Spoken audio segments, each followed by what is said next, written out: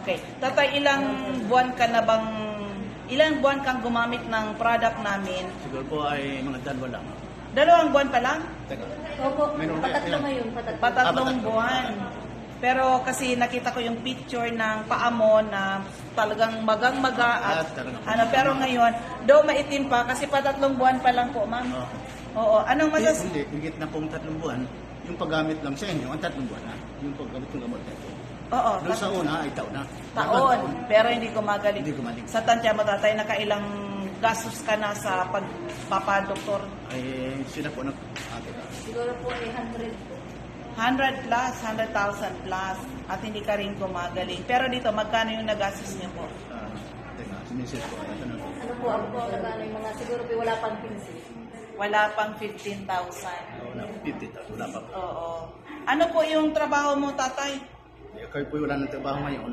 Ang trabaho ko lang ay magpakain ng baboy, sama sa pagpakain ng baboy, maglakad-lakad, nagwawalis minsan sa aming harapan ng bahay. So, akalain mo yan.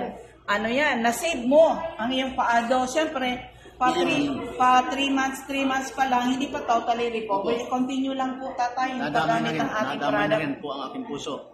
Pero ang pinagamot ko lang ay ito. Oh. Isa din hindi. Pero ang puso ko ngayon, kakunti na lang nakatama. Ba't ano yung problema ng puso mo? Bumaganyan po ay, tapos mag-uwag po na. Ngayon, ang paghinga po ko na. May Oh, kunti very na lang. good. Opo. Oo. Kaya sabi ko, ay ginamit kayo ng Diyos para sa akin. Hindi ba ako ng Diyos? Tatay, anong message mo sa makakapakinig ng testimony mo? Ang testimony ko ay ito. Kung may hindi na gusto sabihin, kung talagang kayo magpapadoktor, gamitin din yung isip ninyo. Kung sa kanila na galing pagpatuloy ninyo, kung hindi ka galing, hanapin niyo itong punta ninyo. Ako dito gumaling. Ako nagpapatotoo. Sino ako? Ako Dilapini ako. Burok dos, Manukan Dito.